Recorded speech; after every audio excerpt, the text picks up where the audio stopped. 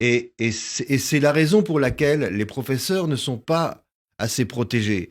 Les professeurs ne sont pas assez protégés contre la violence à laquelle ils sont confrontés.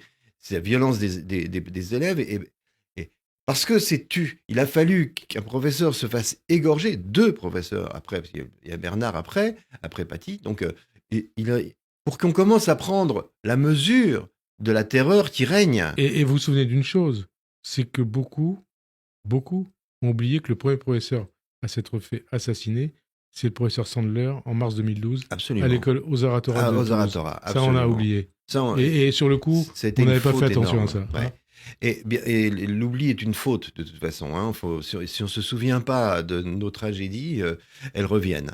Donc, il y a cette volonté de mettre du sable, de recouvrir de sable la réalité pour, pour que l'idéologie triomphe. Mais la réalité, elle se venge toujours et elle revient toujours de façon monstrueuse. On ne peut pas occulter la réalité.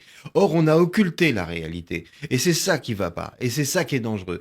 Et pourquoi ce sont des professeurs? Quand on tue un professeur, ou deux professeurs, ou trois professeurs, c'est des milliers, des milliers, des milliers de professeurs qui sont Qui sont terrorisés. terrorisés, qui ont peur. Hein. Absolument. Et c'est ce qui ont peur et qui, pour certains, leur impose de se taire. Voilà. Or, Frédéric, la société que l'on aime, la civilisation que l'on aime, l'esprit européen, cet esprit de liberté dont on parlait tout à l'heure, qui s'est fait au fil des siècles, il ne marche que parce que, de tout temps, il y a eu une très forte institution de la transmission.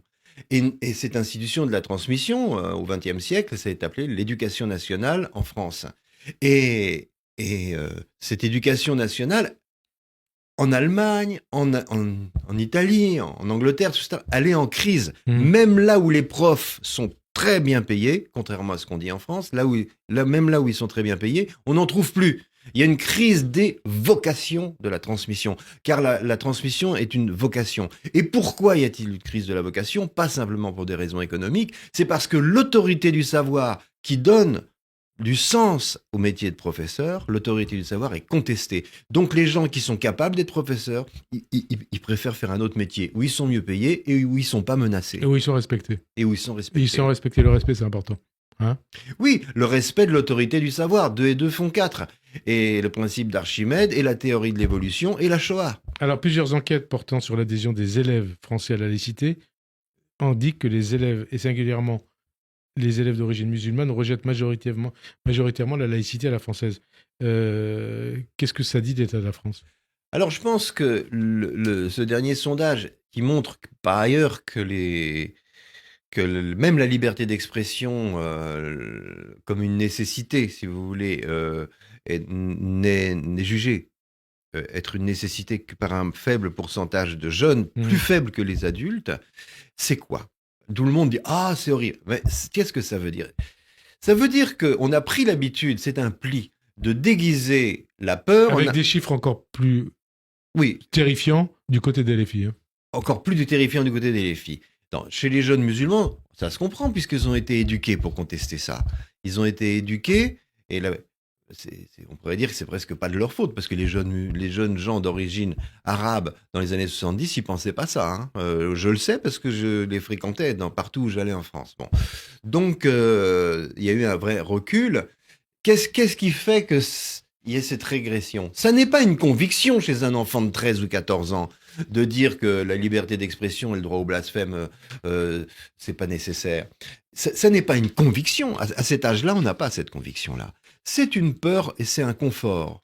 C'est eux-mêmes, ils sont comme les profs. Ils veulent pas d'emmerde avec leurs condisciples. Ils veulent pas d'emmerde avec leurs copains. Et comme ils savent que leurs copains veulent pas qu'on plaisante de ça, pour pas se mettre en danger, ils disent « Ah ben on est contre ». Donc c'est la peur. Vous dites c'est la peur ou vous dites c'est les ravages de la cancel culture et de l'indigénisme c'est tout qui ça. voient tout sous le prisme de la race. Mais la cancel culture et tout ça, ça n'est jamais que... Et le wokisme, c'est jamais que des arguments moraux ridicules dictés par une peur secrète. Une peur secrète de l'autre. Et une fois de plus, assigner les Arabes à un certain profil religieux, oppresseur de sa femme, voilant sa femme, envoyant ses enfants dans des écoles puritaines, etc. Bon. C'est être raciste, et ça se fait au nom d'un antiracisme, mais c'est profondément raciste. La preuve, c'est quand même le sort médiatique à gauche de Boualem Sansal. Enfin, c'est